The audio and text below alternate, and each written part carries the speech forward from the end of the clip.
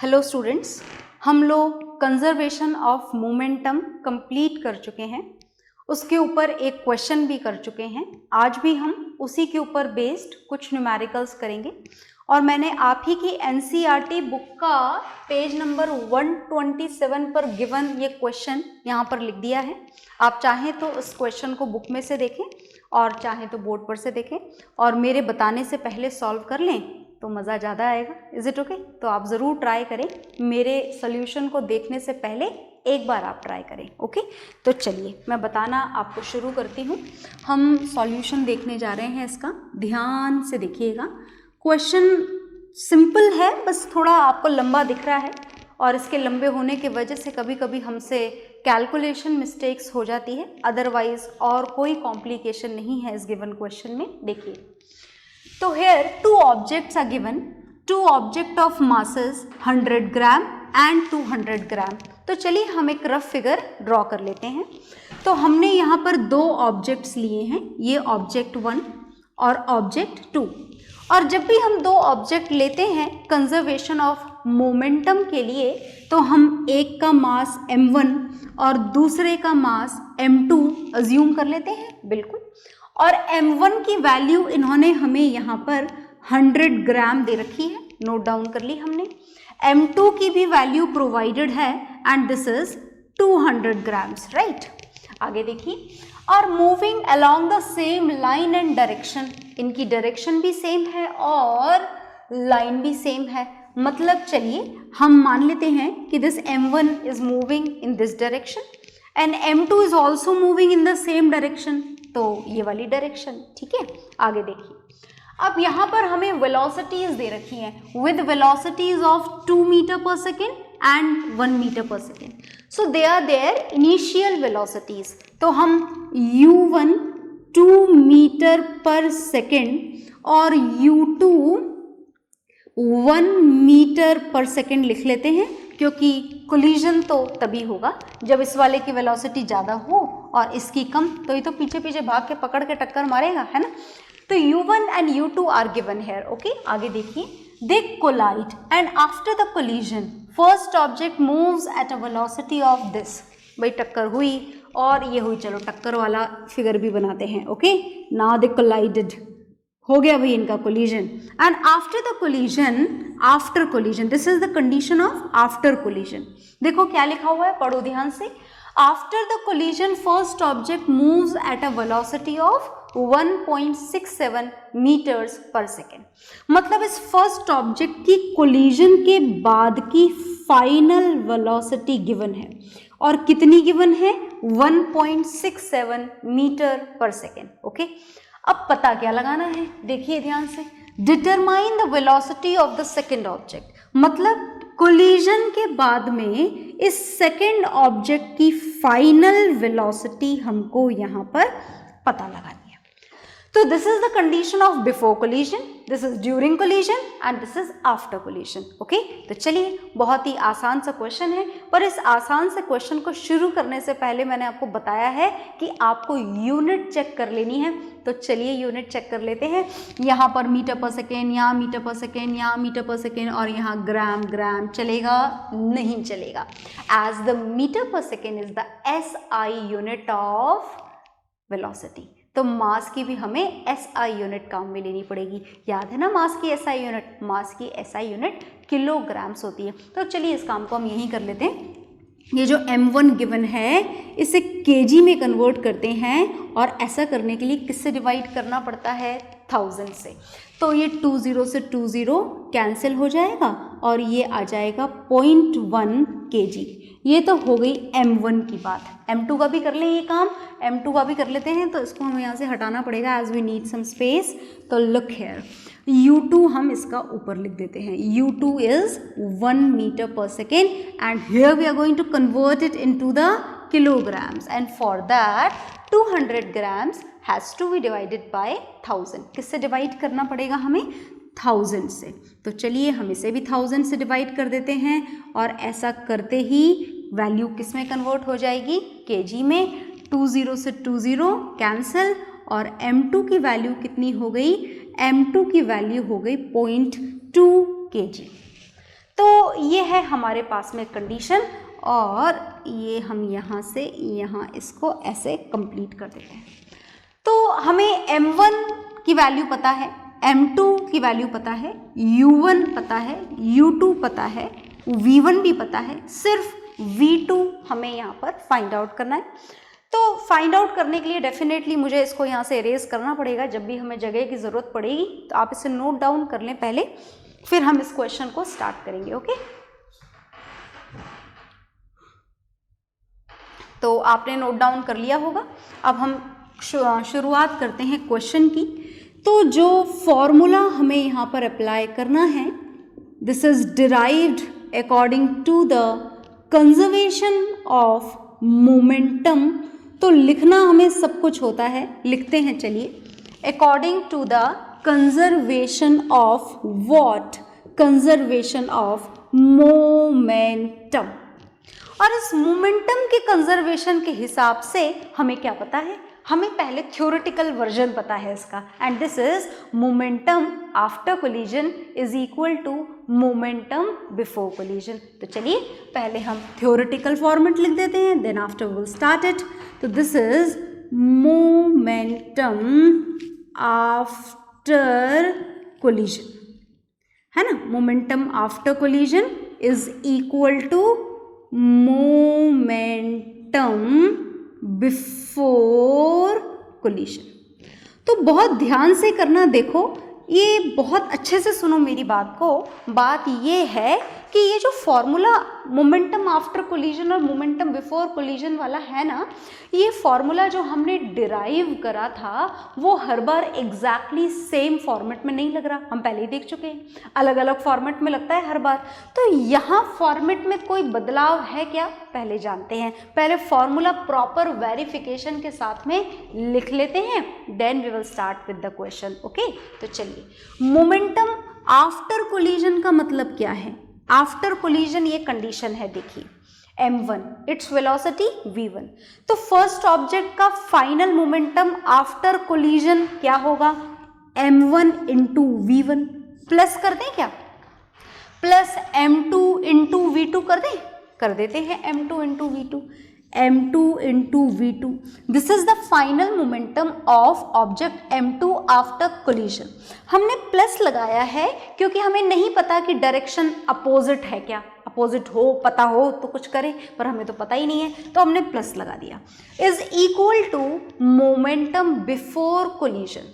तो before collision जरा देखिए, ये m1 first object, mass into velocity, यही होता है ना मोमेंटम, बिल्कुल यही होता है। तो m1 इंटू u1। दूसरा ऑब्जेक्ट देखो, m2 उसका मास, u2 उसकी वेलोसिटी, तो हम क्या लिखेंगे?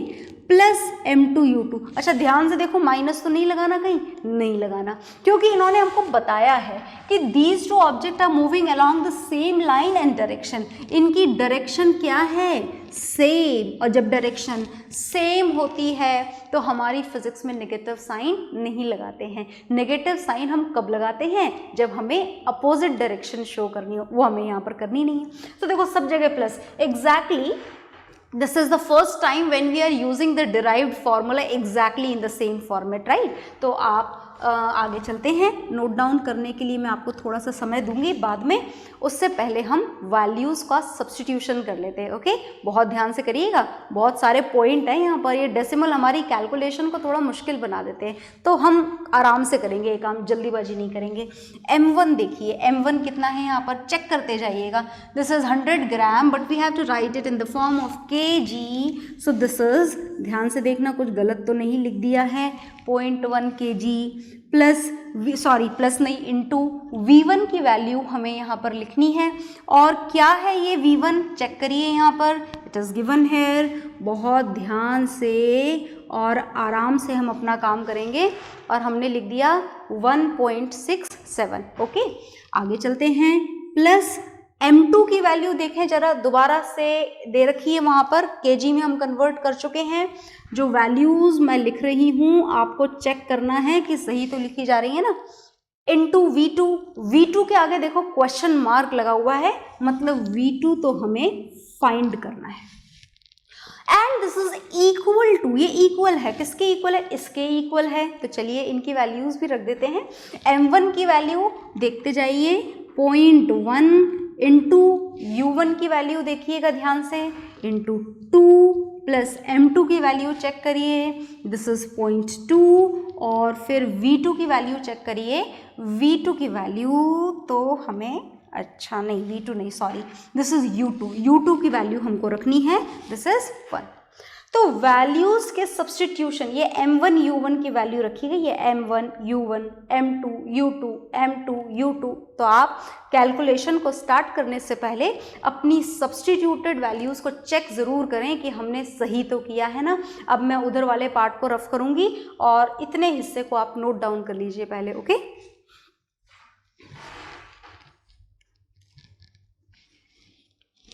तो आपने ये नोट डाउन कर लिया होगा। अब मैं इसे रफ करने जा रही हूँ। ये नहीं करा है नोट डाउन तो पॉज करके नोट डाउन ज़रूर करिएगा। ये फिगर्स हमारे क्वेश्चन को आसान बना देते हैं कि आखिर बिफोर कोलिजन क्या कंडीशन थी, आफ्टर कोलिजन क्या कंडीशन हुई, तो हमारा काम आसान हो जाता है, ओके। तो हम अब इसको आगे करते हैं, कंटिन्यू देखिएगा।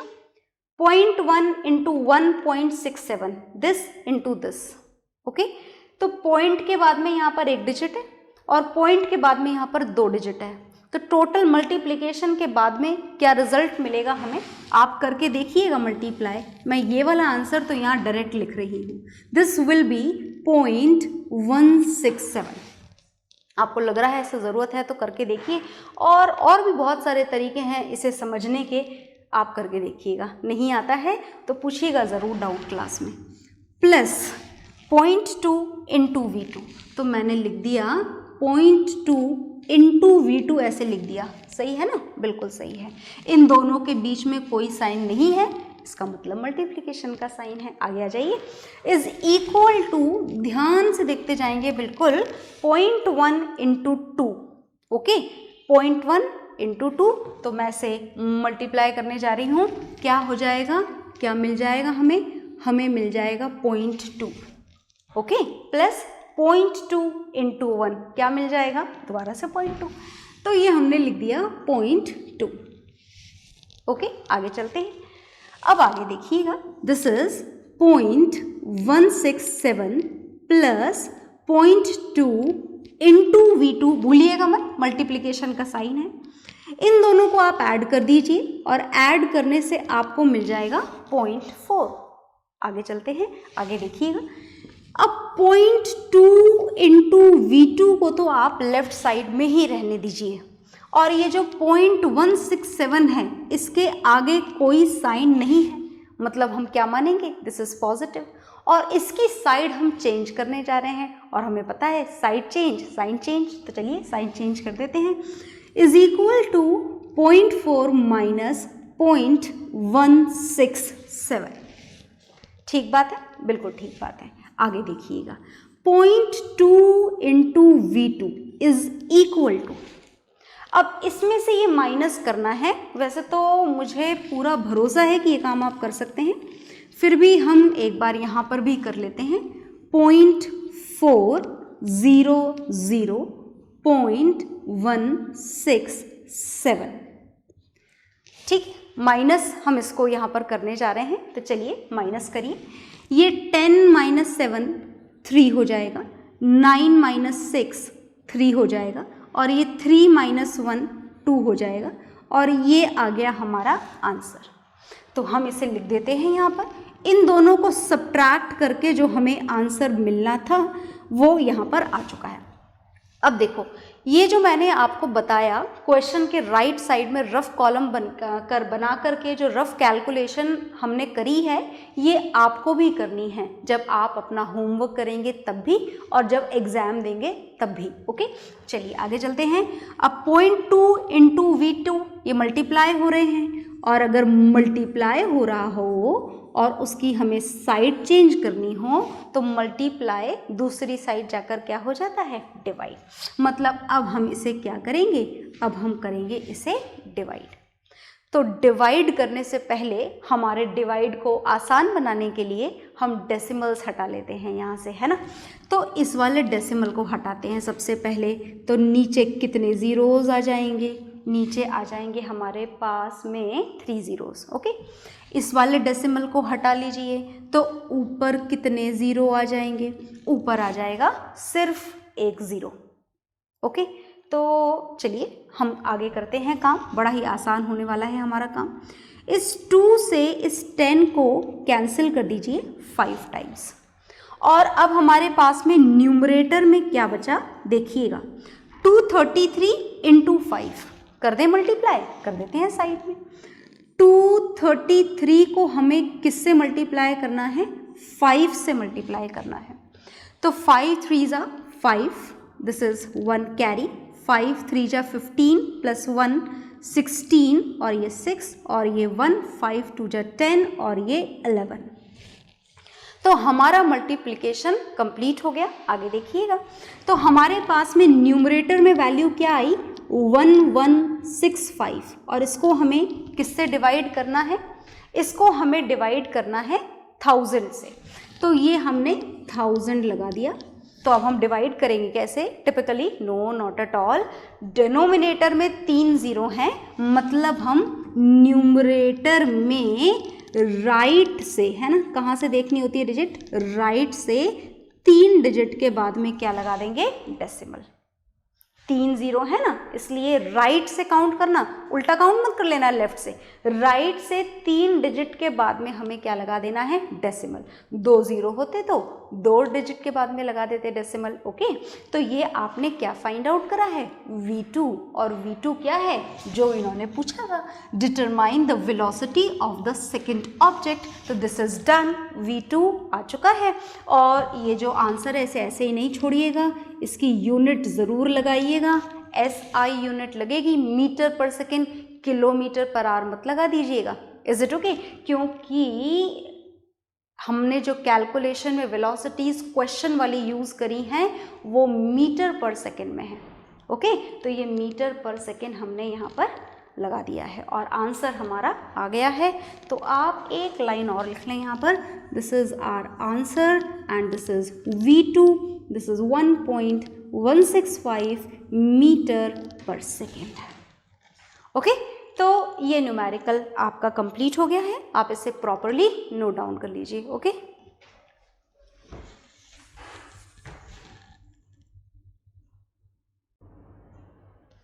हाँ जी, तो लास्ट जो न्यूमेरिकल हमने किया था वो आपने नोट डाउन कर लिया होगा।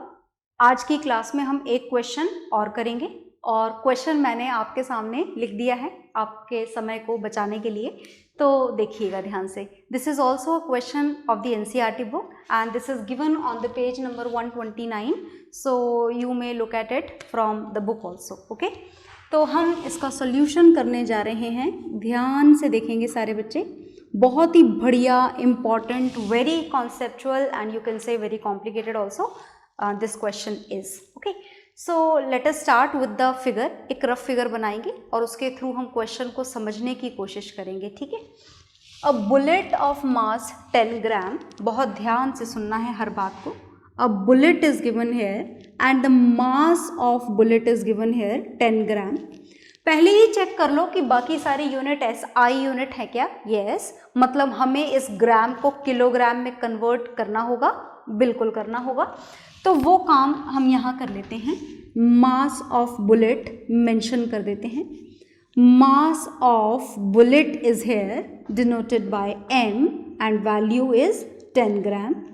इसे हम किलोग्राम में कन्वर्ट करना चाहते हैं, जो हमने लास्ट क्वेश्चन में भी किया था, और उसके लिए हमें इसे डिवाइड करना होगा 1000 से। 0 से 0 cancel and 2 zeros are there in the denominator, so decimal has to be there after 2 digits from right. तो हमने लगा दिया यहाँ पर और ये हमें मिल गया बुलेट का मास kg में। आगे चलते हैं, और क्या दे रखा है इन्होंने क्वेश्चन में, दोबारा पढ़ते हैं शुरू से। A bullet of mass 10 gram travelling horizontally with a velocity of 150 metre per second. This bullet is travelling horizontally, इस तरीके से हॉरिजॉन्टली का मतलब तो यही होता है।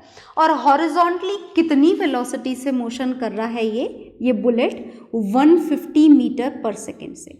मतलब this is the initial velocity of the bullet. जहाँ भी लिखा हो मूविंग विद दिस वेलोसिटी, है ना, तो वहाँ पर मूविंग का मतलब, ट्रैवलिंग का मतलब कौन सी वेलोसिटी प्रोवाइडेड है, इनिशियल वेलोसिटी। आगे देखिए, strikes a stationary wooden block, ये किससे जाके टकराई, एक स्टेशनरी वुडन ब्लॉक से।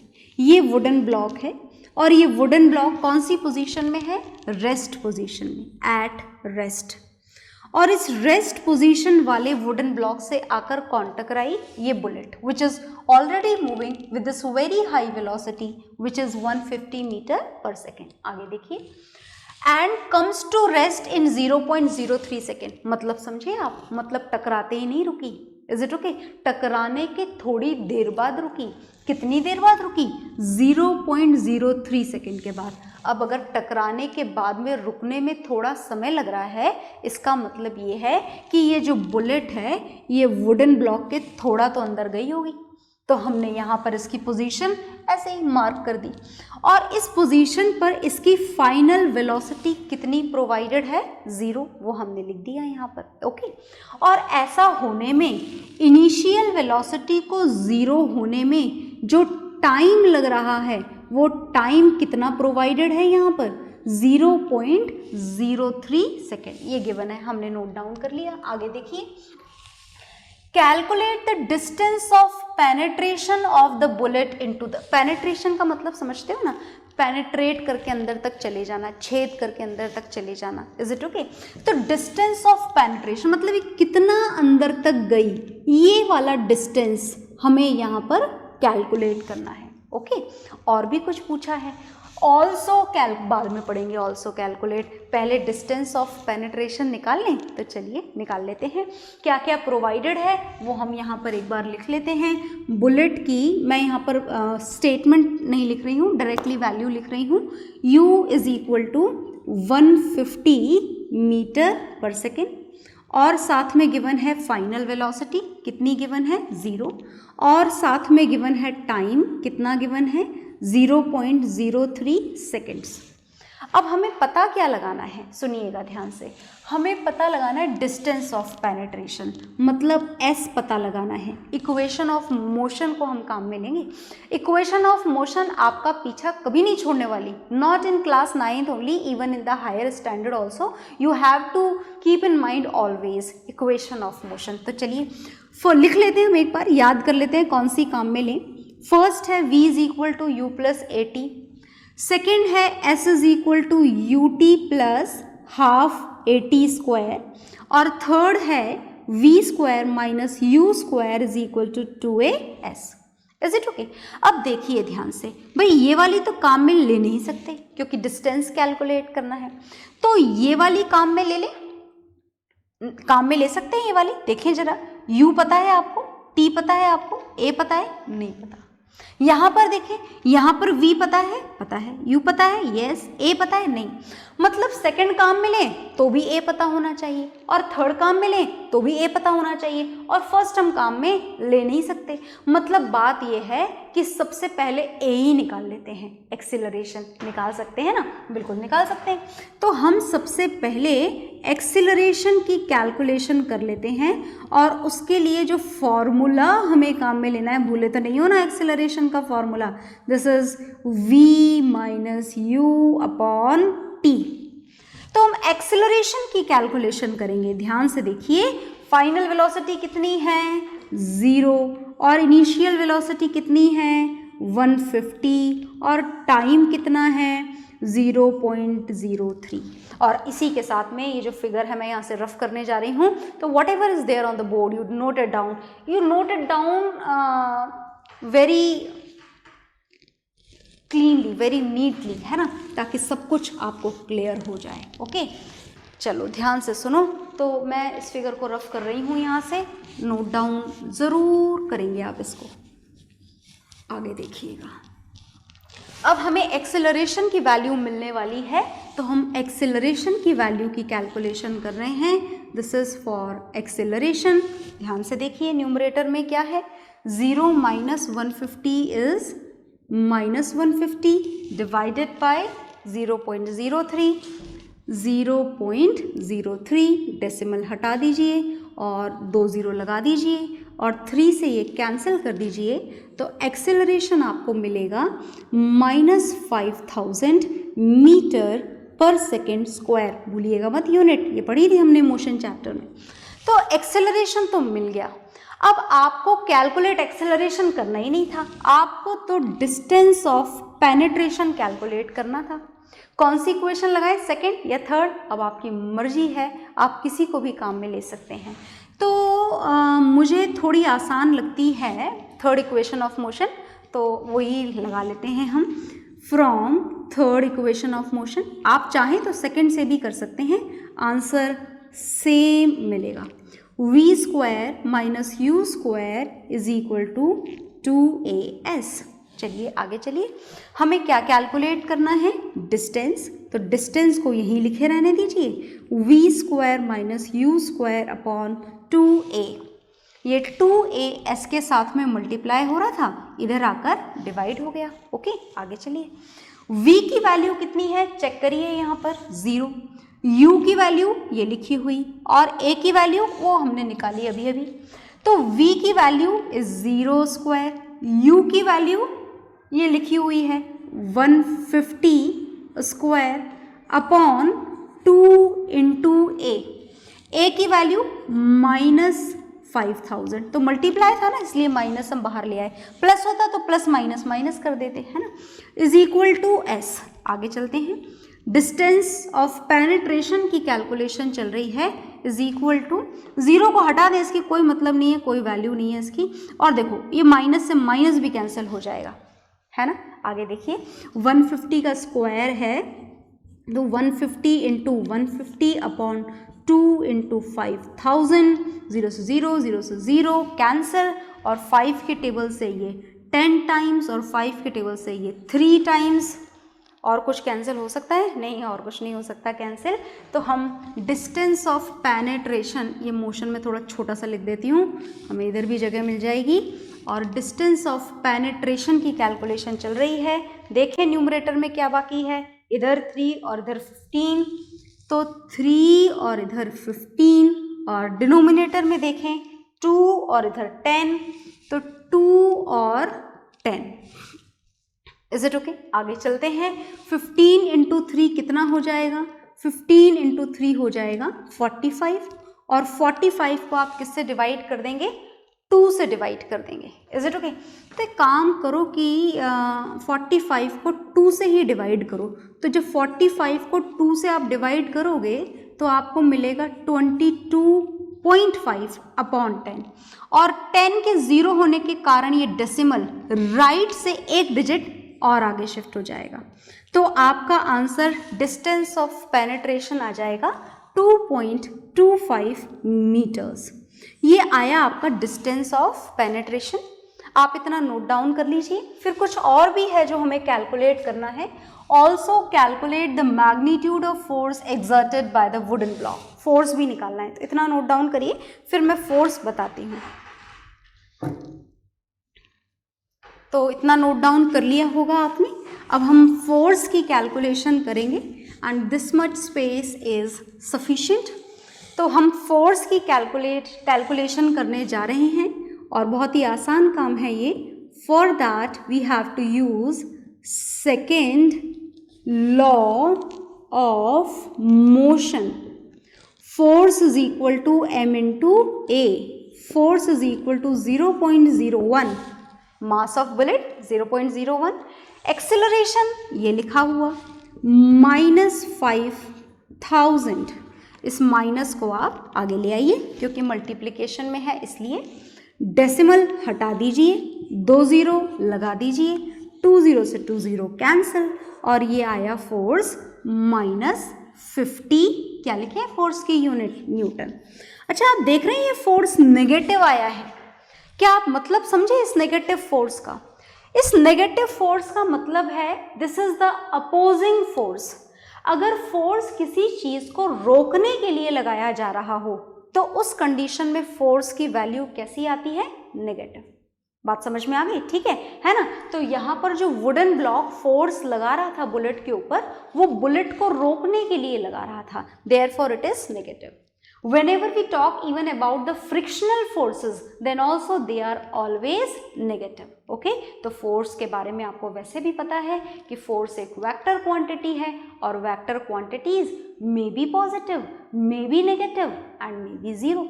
तो नेगेटिव वाला क्या कारण है ये हमने समझ लिया है और इसी के साथ में हमारा क्वेश्चन भी कंप्लीट हो गया है, तो आप इसे नोट डाउन करिए। ओके?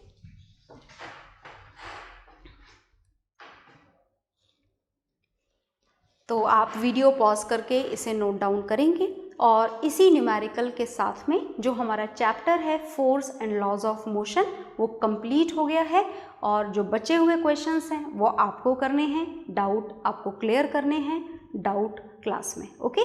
तो नेक्स्ट क्लास में हम नेक्स्ट चैप्टर स्टार्ट करेंगे। ओके? Bye everyone.